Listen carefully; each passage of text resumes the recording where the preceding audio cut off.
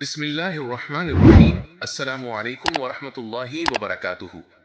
मेरे प्यारे भाइयों, बहनों और अजीज साथियों, जब इंसान बरसों तक मुसल्ले पर बैठकर किसी खास तमन्ना के लिए आंसू बहाता है, जब जाहिरी तौर पर कोई आस नजर नहीं आती, तो दिल के किसी कोने में मायूसी की परछाई मंडराने लगती है।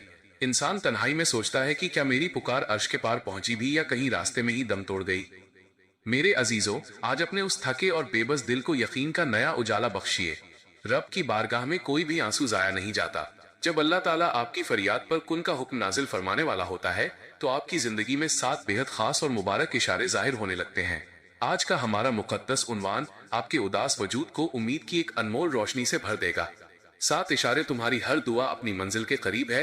ये पैगाम आपकी रूह को एक नया दिलासा और अटूट हौसला देगा। इन रूहानी इशारों को बहुत गौर और दिल के पूरे अकीदे के साथ आखिर तक सुनिएगा, ताकि आपकी हर बेचैनी हमेशा के लिए दूर हो सके।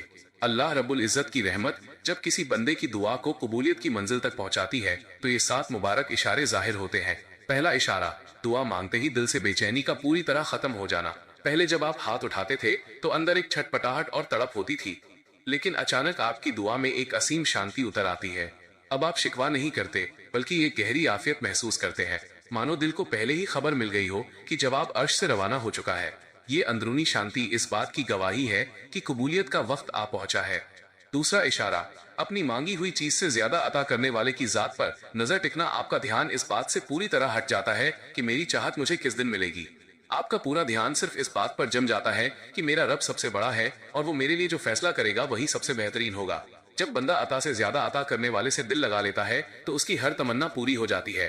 तीसरा इशारा, दूसरों की खुशियों के लिए बेसाख्ता दिल से दुआ निकलना। जब आप अपनी तकलीफों को भूलकर दूसरों की जरूरतों के लिए हाथ उठाने लगे और यहाँ तक कि अपने विरोधियों के लिए भी नरमी महसूस करने लगे, तो समझ जाइए कि आपकी अपनी दुआ मंजिल के बेहद करीब है। जब बंदा दूसरों के लिए दुआ करता है, तो फरिश्ते उसके लिए आमीन कहते हैं और आसमान से उस पर रहमतें बरसने लगती हैं। चौथा इशारा, बंद और अटके हुए मसलों में गैबी तरीके से आसानी होना। लंबे समय से जो काम पत्थर की तरह रुके पड़े थे, जहां से कोई रास्ता नजर नहीं आ रहा था, वहां अचानक बिना किसी बड़े प्रयास के बातचीत और उम्मीद की नई किरणें दिखाई देने लगती हैं। रुकावटों का यूं हटना इशारा है कि आपकी दुआ अमली जामा पहन रही है और रास्ते खुद ब खुद हमवार हो रहे हैं। पांचवा इशारा, दुनिया के तमाम खोखले सहारों से भरोसा मुकम्मल उठ जाना।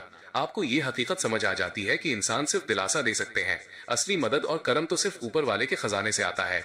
जब आपका यकीन लोगों से पूरी तरह हटकर सिर्फ अपने खालिक पर टिक जाता है, तो कुदरत का करिश्मा शुरू होता है और नामुमकिन भी मुमकिन बन जाता है। छठा इशारा, रातों की तन्हाई में रब से चुपचाप दिल का हाल कहने में असीम सुकून मिलना। रात के सन्नाटे में जब पूरी दुनिया गहरी नींद में सो रही होती है, आपका दिल अपने रब के आगे झुकने के लिए मचल उठता है। उस खामोशी में बहने वाला आपका एक एक आंसू इस बात की गवाही देता है कि आपकी फरियाद सुन ली गई है और अब कबूलियत का वक्त आ पहुंचा है। यह रूहानी तड़प सीधे अर्श के दरवाजे खटखटाती है। सातवां इशारा, दुआ मुकम्मल करते ही चेहरे पर एक नूरानी बेफिक्री का आ जाना। जब आप अपनी इबादत पूरी करके हाथों को चेहरे पर फेरते हैं, तो आपको ऐसा लगता है जैसे सीने से सैकड़ों किलो का भारी पत्थर हटा दिया गया हो। आपके होठों पर एक मीठी और रूहानी मुस्कुराहट आ जाती है। ये दिली इत्मीनान इस बात का आखिरी और पक्का ऐलान है कि तुम्हारी हर दुआ अपनी मंजिल के करीब है। एक खास और रूहानी नसीहत, मेरे प्यारे साथियों, इस बात को अपनी रूह में बसा लीजिए। अल्लाह की तरफ से मिलने वाली दुआओं की कबूलियत और रहमत को अपनी जिंदगी में हमेशा कायम रखने के लिए अपनी 5 वक्त की नमाज को अपनी जिंदगी का सबसे बड़ा सहारा बना लीजिए और रोजाना अपने वक्त में से कुछ हिस्से को कुरान पाक की तिलावत के लिए पक्का निकाल लीजिए। नमाज वो मजबूत डोर है जो सीधे आपको आपके रब के दरबार से जोड़े रखती है, और कुरान की तिलावत वो नूरानी शिफा है जो जख्मी से जख्मी दिल को भी पल भर में आबाद कर देती है। जो बंदा सजदों और कुरान से अपना रिश्ता जोड़ लेता है, उसकी कोई दुआ कभी रायगा नहीं जाती। या परवरदिगार, तू ही हर बेबस की पुकार सुनने वाला और खाली हाथों को अपनी रहमत से भरने वाला है। हमारे गुनाहों को माफ फरमा और हमारी इस आजमाइश व तन्हाई पर अपना खास करम नाजिल फरमा। ए दो जहान के मालिक, जो भी भाई या बहन इस वक्त दिल में कोई भी जायज तमन्ना लिए तेरी बारगाह में रो रहे हैं, उनकी दुआओं को अपनी मंजिल तक पहुंचा दे, उनके बंद रास्तों को खोल दे और हमारी हर एक दुआ को अपने कुन फयाकुन के सदके में फौरन कबूल फरमा ले। आमीन या रब्बुल आलमीन। मेरे प्यारे दोस्तों, अगर इस नए रूहानी पैगाम से आपके उदास दिल को जरा भी हौसला और सुकून मिला हो, तो कमेंट बॉक्स में पूरे खुलूस और अकीदे के साथ आमीन जरूर लिखें।